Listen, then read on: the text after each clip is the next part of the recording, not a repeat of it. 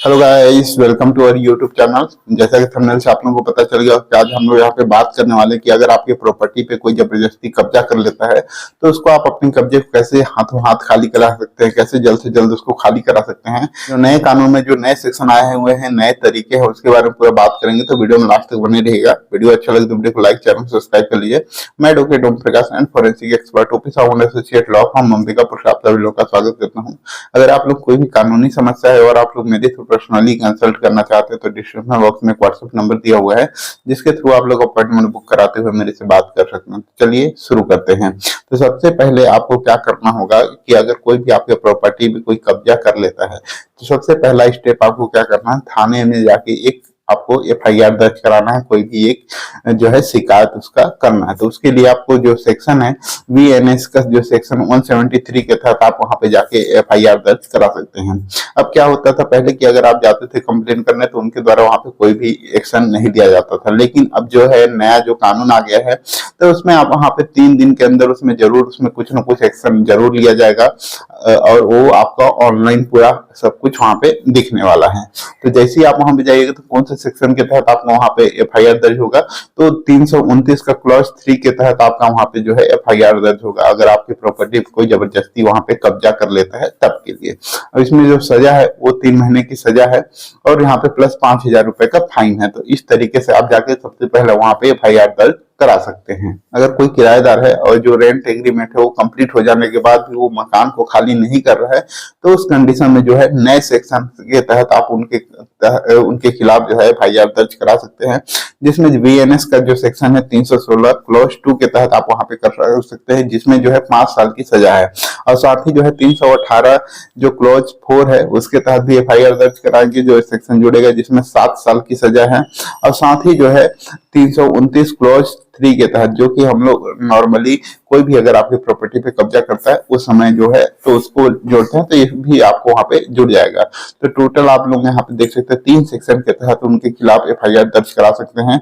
जिसमें से 316 close 2, 318 close 4, 329 close 3, इस तीनों के तहत आप वहां पे जो है एफआईआर दर्ज करा सकते हैं, जिसमें जो है 316 क्लोज 2 के तहत 5 साल की सजा है और 318 क्लोज 4 के तहत यहाँ पे 7 साल की सजा है और 329 क्लोज 3 के तहत आपका वहां पे जो है 3 महीने की सजा है। तो ये तीनों सेक्शन के तहत आप उनके खिलाफ एफआईआर दर्ज करा सकते हैं। अब ये तो हो गया आपके पुलिस थाने की बात की। अगर पुलिस वालों के पास अगर आप जाते हैं और वहां पे आप कंप्लेन दर्ज कराते हैं तो ये सब सेक्शन के तहत वहां पे एफआईआर दर्ज होगा। लेकिन हो सकता है कि आपको ऐसा लगे कि पुलिस वाले तो वही हैं, आपके खिलाफ वहां पे कोई भी कंप्लेन रजिस्टर्ड नहीं करें या कुछ भी एक्शन नहीं ले रहे हैं, तो उस कंडीशन में आप जो है कोर्ट क्या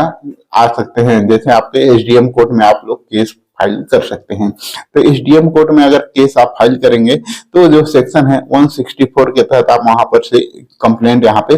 कर सकते हैं कि वो मेरे प्रॉपर्टी में उसके द्वारा एक कब्जा किया गया है, इसका ओरिजिनल दस्तावेज वगैरह जो भी डॉक्यूमेंट है वो मेरे पास है। तो एसडीएम कोर्ट में जाएंगे तो वहां पे भी यही कहा जाएगा कि आप अपना जो भी डॉक्यूमेंट है उसको लेके आइए, दोनों को आमने सामने खड़ा करेंगे और वहां पर से अगर जिसके फेवर में जो भी डॉक्यूमेंट होगा उसके आधार पर उनके फेवर में वहां पे जो है फैसला सुना दिया जाएगा।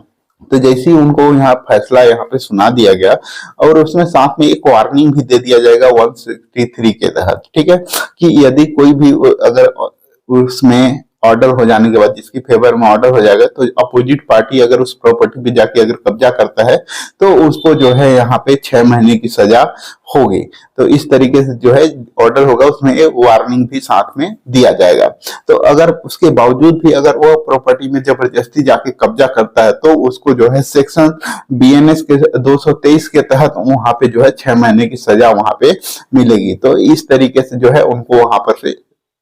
प्रिवेंट किया जा सकता है, उनको वहां पर से कब्जा करने से रोका जा सकता है। ये तो हो गया एसडीएम कोर्ट की बात। अब हम लोग देखते हैं न्यायालय की बात, या कोर्ट में आप लोग कौन सा केस करके अपने प्रॉपर्टी से कब्जा खाली करा सकते हैं। तो जो पुराना कानून है जो कि सीपीसी के तहत है, जो कि ऑर्डर 13 रूल 1-2 के तहत आप जो है स्टे के लिए आप वहां पे आवेदन कर सकते हैं, जिसमें जो है न्यायालय आपके डॉक्यूमेंट्स वगैरह को देखेगा, अगर आपके फेवर में रहेगा तो वहां पे जो है न्यायालय आपके फेवर में ऑर्डर कर देगा। ये जो है आपका सिविल प्रोसीजर जो कोर्ट है उसके तहत आप इसमें जो है अपना कब्जा वहां पे ले सकते हैं। अब हम लोग जो नया कानून है उसके तहत हम लोग यहाँ पे देखने वाले हैं। तो आप क्या करिएगा, अगर आपका जो कंप्लेन है अगर यहाँ पे दोनों जगह एसडीएम कोर्ट हो या फिर आपको पुलिस थाने से अगर सॉल्व नहीं हो रहा है, तो आप कोर्ट में क्या कर सकते हैं, जो भी आपके जहाँ पे प्रॉपर्टी है जिसपे कब्जा किया गया है उसके नियरेस्ट जो भी कोर्ट होगा, मजिस्ट्रेट कोर्ट, वहां पे जाके आपको एक कंप्लेन केस वहां पे फाइल करना है। कंप्लेन केस कौन से सेक्शन के तहत करना है, 223 के तहत आपको वहां पे कंप्लेन केस फाइल करना है। 223 जो है आपका वीएनएस का वो अलग है, जिसमें यहाँ पे 6 महीने की सजा है वो अलग है, और जो ये जो सेक्शन है जिसके तहत आपको कंप्लेन केस करना है वो वीएनएसएस है, भारतीय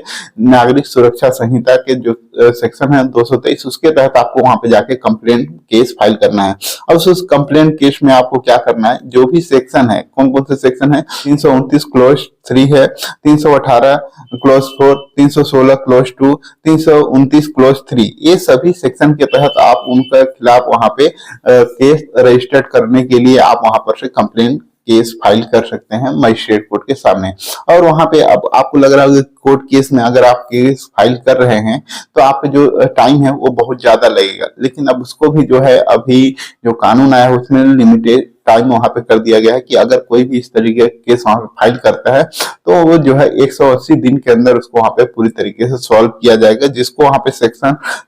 232 में वीएनएसएस का जो सेक्शन है 332 वहां पे दिया हुआ है कि इस तरीके का कोई भी केस होगा उसको 180 दिन के अंदर उसको वहां पे सॉल्व कर दिया जाएगा। तो इस तरीके से आप जो है अपने जमीन का जो कब्जा है उसको वहां पे खाली करा सकते हैं। तो आप लोगों को ये लग रहा होगा कि ये जो कानून है वो कब से लागू होगा, तो ये कानून जो है बहुत जल्द यहाँ पे सभी जगह पे लागू होने वाला है। और जो कि मैंने ऑलरेडी पिछले वीडियो में बताया हुआ था कि ये जो कानून है बहुत सारे राज्यों में 31 जो जनवरी है वहां से लागू हो गया है, और कुछ राज्यों में जो है बहुत जल्द अब लागू हो जाएगा। तो इस तरीके से आप अपने प्रॉपर्टी का जो कब्जा है इस नए कानून के आधार पर खाली करवा सकते हैं। वीडियो अगर अच्छा लगा हो तो वीडियो को लाइक करें, चैनल को सब्सक्राइब करें, ताकि आगे आप लोगों को इस तरह का अपडेट देखने को मिल सके। वीडियो को लास्ट तक देखने के लिए आप सभी लोगों का धन्यवाद। जय हिंद, जय